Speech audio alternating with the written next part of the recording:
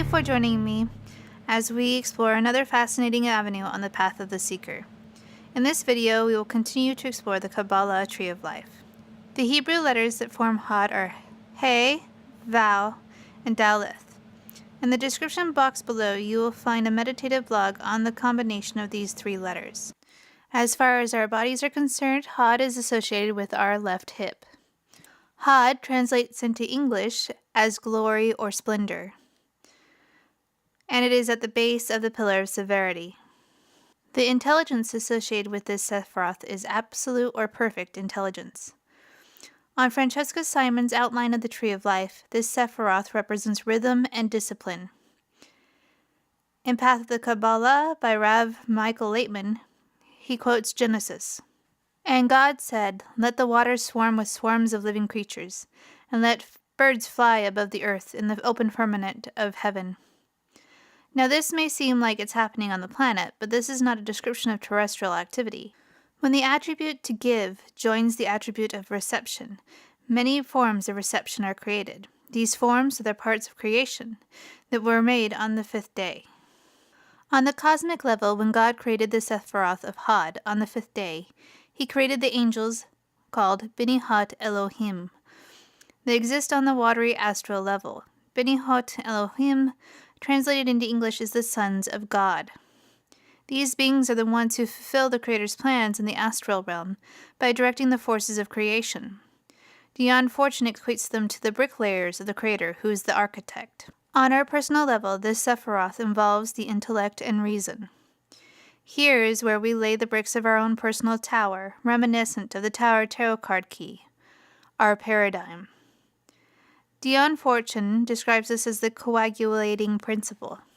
This is where our sense of selves form how we perceive ourselves and the cosmos.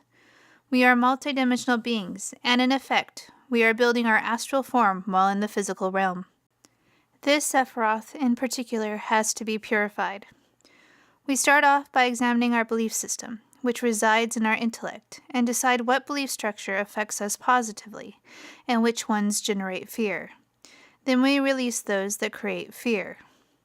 Marcus Katz explains that the intellect tends to crystallize at this stage, and that we must clarify our definitions so that we can allow the watercourse of energies to run through unobstructed, and remove contradictions discovered in the intellect, because this limits our ability to intuitively receive.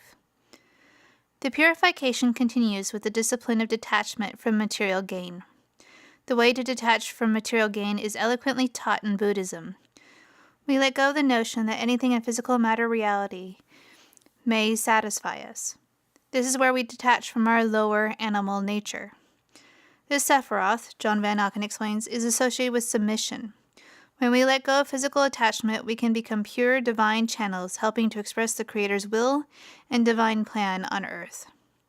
Dion Fortune puts it this way: we become not the inane manipulator of matter, but the balancer of the unbalanced aspect of nature. Marcus Katz explains that we must refine Yasod before the straight and narrow path to Tifereth becomes accessible.